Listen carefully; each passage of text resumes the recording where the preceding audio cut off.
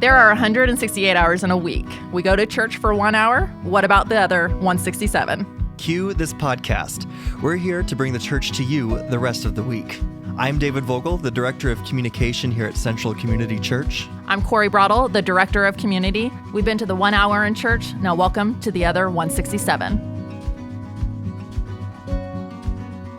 We are here today talking to Mr. Jeff Fulton. The kids all know him just as Mr. Jeff. That's right. Through most of COVID, he and our Wee Ones director, Elizabeth, have been doing a lot of Facebook videos to kind of make up for not having real church. But now that we're back in the building, you've been doubling up, so you're playing for two games, really. Absolutely, yeah. So you came to the church about almost a year ago, last November. That's right. You're probably most famous at this point for the kids' message you gave in Big Church, in which you blended up an assortment of products. Do we have to talk about that? What's interesting is some people that were at the 9 o'clock didn't see me actually drink it in the 11 o'clock. That consider themselves lucky. Right. That was kind of the fun part of it. Yeah, so before we started recording, we've already been having quite a bit of fun talking. So I'm really looking forward to getting into this topic, which is all about families and celebrating holidays and all of that. So we're getting into this holiday season. Mm-hmm. We've got Halloween and all these big get-togethers, kind of the season, or the part of the year where there's a lot of big holidays. So we just want to talk to you about some of that today. Okay. Yeah, so we've been in a lot of meetings lately. Yeah. Because of Candy Rush. Yes, we have. So Very excited. Very excited. So excited. And we Not do just about the sugar either. No, we do eat candy during those meetings, if anybody was wondering. That's right. Yes. Absolutely, we do. So, but it's brought up a topic in our household. So my husband and I have had some conversations about I don't know, proper is the right way, but how do we celebrate these holidays as Christians? How do we celebrate or maybe participate might be the better word, especially as with Christians. Halloween. Yeah, so let's start with Halloween. What are your thoughts on that? Yeah, I mean, I think participate is the proper term as opposed to like celebrate or even treat it as a like this festival. I mean, you can go back to its origination and know some of like the pagan background of it and some of the negatives of it. But for us and my family, and as we've kind of like really looked at what does it mean to participate in Halloween, we've always taken it from the perspective of, we're not focused on the negatives, we're focused on the family aspect of it, right? So the community-based, going to friends, neighbors, showing off costumes. Candy is important. It's very important. So, Kit Kats especially. We're going to the houses that have the big Snicker bars, not the little. So, just saying. But at that same time, not focusing on the negative. Now, you do get exposed. You get exposed to the negative because there's people that kind of go one direction with it, and the horror side of it, and maybe the gore and all that, and that's fine. But our family just chooses to celebrate it in a fun way and not get into the details of kind of its history and origins, but more of the community fun, inclusive aspect of bringing other families in, giving them candy, and encouraging these kids and as they're coming to your door. That fun aspect, I don't think it has to conflict with your Christian values and your faith. Mm-hmm. Yeah, because I know growing up, there were kids that in my class, their parents would literally lock the doors, turn off all the lights, then go down to the basement on Halloween night and watch a movie, like just completely blocked off from the world. And that always struck me as kind of, it'd be disappointing for the kids not to be able to participate like in the Halloween or the costume parade that we'd have at the school that day or all that kind of stuff. Yeah. There's that aspect, the disappointment, but for me, even as a parent, I think it's important. Our kids are going to get exposed to the world. I mean, we can always shelter them for so much, right? So exposure is going to happen, and it's important for us as parents to be there to help kind of give the Christian guidance that they need so that they're ready, they're prepared, they're going to see the other side of things, but that's okay as long as we as parents keep that conversation flowing between us and our kids, so they can ask questions, so they can understand and know that no, I mean, God can still be part of this. This still can be a holiday of love and sharing and giving with the kids. And that's kind of how we celebrate it. Yeah. Yeah, I think you mentioned the community side of it too. Can you speak a little bit more to how you can maybe make the most of that community aspect of it as a family? We've loved it. I know a couple of Halloweens. Me personally used it from an outreach perspective. So I connected with a family at a camp that we went to during the summer with my daughter, and our daughters became close friends during that week. And I know he was a recently divorced person who just didn't have that community. And so we used Halloween as a way to kind of connect. So we invited him to join us as we joined other friends in our neighborhood to go walking around. And that just allows the parents to have conversations, get to know each other, have those chances that, if you hear God's whisper, to kind of share a little bit more. Or if they're asking questions, you want to be able to respond.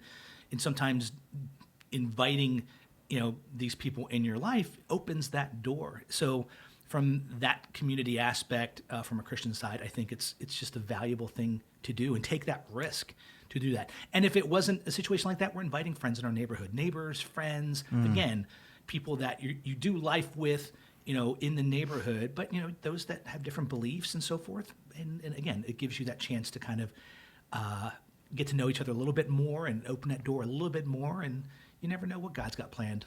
So I just thought of this. There's actually a couple in our church. They live near us. And when they bought this house that they moved into like a year ago, they inherited having to give out hundreds of hot dogs on Halloween. Wow. Hundreds of hot dogs. That's awesome. But I'm gonna they're need that the address. hot dog. Yeah. You're ahead of me. But they're the hot dog house. And my son's already asked, Mom, are we going to the hot dog house? I'm like, yes, we're going to the hot dog house. Great. But just think about how much they can minister to all those people and get to know their neighbors in the community because they're known as the hot dog house. So I just think that's so cool. So I'm loving the idea of the community aspect with Anytime Halloween. you can step out and just, get to know people, especially in a very unique way like that, that's really cool. That just opens doors. It opens doors for conversation. It opens doors just to be able to share your faith if God prompts. And it's just a cool thing. Yeah. Sounds like a wiener of an idea. Good one. Good one. All right, so we're gonna shift a little bit to Christmas. We're down the line a couple months. Yeah. It's a little bit of a different situation because it is Christmas at its heart is a Christian holiday. Yes. But yet there are still, some of the non-Christian traditions that a lot of us hold near and dear. There's Santa. There is, driving around with your hot chocolate, looking at Christmas lights. There is Elf on the Shelf, which, as I understand it, Corey's house. I'm canceling the elf. Elf gets a little lazy. I'm and stays using in the same COVID as spot. an excuse this year. He's not coming out. I've got a story He's about in Elf on the quarantine. Shelf too, but yeah, we've had elves more than one on our shelf. That's a whole story. Yeah. I'm looking forward to that story. But so as families with, young kids, how do we enjoy those traditions but still keep Jesus at the heart of it? I mean, I think sometimes you can force it, but I think there's some traditions that you can do that's fun as a family. Like, really, the Elf on the Shelf is kind of a fun, cute thing. My daughter really got into it, and she prepped us. Like Thanksgiving, she's like, Elfie's coming, Elfie's coming. So Good thing she warns you. I get no warning. And so the day's there, and you're like, oh, where did he go? Well, the scary thing is my story was, okay, December 1st came, and that's when Elfie's supposed to come, at least in our house. And Elfie got back somewhere we couldn't find. Yeah. So Elfie missed day one, and of course my daughter Kayla acknowledged that and saw it, but she so lovingly was like, you know what? Maybe he's helping another family right now, so and sweet. he just might be a little late. And she just created a story, just touched our hearts. So it was really fun. And then my wife ended up going and getting another elf, but of course this was a blonde, blue-clothed elf, totally different. But that was okay because then when she saw that elf pop up the next day, she's like, "Oh, that's Elfie's friend," and she created this this incredible dialogue of storyline, and I'm like writing down notes, going, "That's really good. I'm going to keep that next time." So remembering all of these things, so it was just really cute. And then Elfie finally came, and we had two elves kind of roaming the house a little bit. So yeah, it was. Those are fun. Yeah. I mean, I think those are just fun and healthy things that you're going to like reflect back on with your kids later on and just, go, oh, remember that? There are some traditions, though, that I know I've been challenged before with, specifically like the Christmas tree. So somebody came up to me at church years ago and was like, asked me about Christmas and do you have a Christmas tree? And I was like, yeah. And they were like, well, that's pagan. And I'm like, really? And they kind of told me the story. Well, you take things for face value for what they are. But then I did a little research, and sure enough, you can go back and look at some of the pagan aspects of bringing a tree. It actually goes back to, I think, a Celtic tradition where they would kind of bring a Christmas tree in during the winter doldrums, if you will, just to give it life and give fresh and kind of like, Mother Earth's freshness during the cold winter. But, I mean, we don't get a Christmas tree to celebrate that. To me, it's all about, well, what are you really celebrating?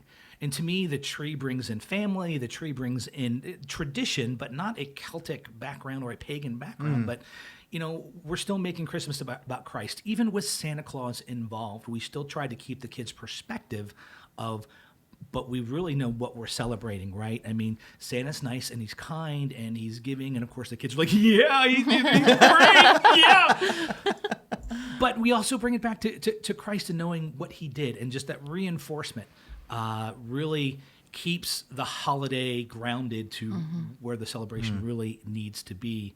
And I think that's the important part, is just, again, keeping that dialogue with your kids throughout the holiday, that reminder that, yeah, Dad, I know it's about Jesus, but that's okay. It's because I want them to say that rather than about who, what, about present. So you want that interaction so that they get years later, they're going to remember, this is about Jesus. Yeah, you brought up the tree. So we started a tradition a couple of years ago, thanks to Moms Connect here at Central, the Jesse tree. Have you guys heard of Jesse tree? No. Okay, so it's a daily devotional. It's a book, and starting December 1, you read each day or every 4 days. If you forget, it's okay. We make up the days. That's all right. Elfie reads the other 3. Yes, that's all right. But it starts with the book of Genesis, and then it ends with the birth of Christ.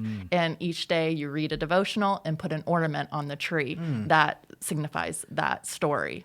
Yeah. So it's something we've done for 2 years. My kids love it. That's awesome. Yeah, so highly recommend looking that up. The intentionality is really what's important, right? Yeah. Is when you make things intentional with your kids, whether it is devotional or whether it is prayer or whatever aspect, especially when you're celebrating a holiday and trying to create a tradition, the intentionality makes the difference. And I think your kids will feel that as well. Even though as they get a little bit, my kids are teenagers now, and there's that kind of like, oh, hey, we got to do this, because we've always read the Christmas story, and then from the Bible, and then we've also read the all through the house, not a creature was stirring, the Santa Claus Night version. Before Christmas. Yeah. Night Before Christmas. Yep. Thank you, Yep. thank you. The name is once a year. I got the Bible right though. Got the Bible right. Good job, Mr. Jeff. That's right. So, but we've always traditionally read Night Before Christmas first, and then we'll close with, okay, but this is the real reason why we celebrate, and we read together. Now, lately, we've been having the kids read their parts. that's cool. So they wanted to start reading it since I was kind of reading it primarily. But it just it reinforces the intentionality and the purpose of the holiday. Yeah. Well, thank you. This has been really good, and it just kind of reinforces in my mind that it doesn't matter really the traditions that you hold, but are you pointing your kids towards Jesus during these times? Absolutely. And so thank you for that reminder. Thank you for Yes, your thank stories. you. And thank you for the laughs. Really. Absolutely. It's always fun when you're around. So I appreciate that. We Thanks like to bring again. fun to Yeah. the kids ministry. Yes, So well, that's good. Thanks, Mr. Jeff. Absolutely. And tell Elfie hi from us. I will. We can find him. All right. Thanks for listening to 167. Please leave us a 5-star review on Apple Podcasts, Stitcher, or wherever you're listening from. And to keep up with everything at Central Community Church, follow us on Facebook and Instagram. And if you want to watch us record this podcast live, find us on YouTube. We think the 167 hours between church services are so important, and we hope you'll share this episode with your friends. Join us next week.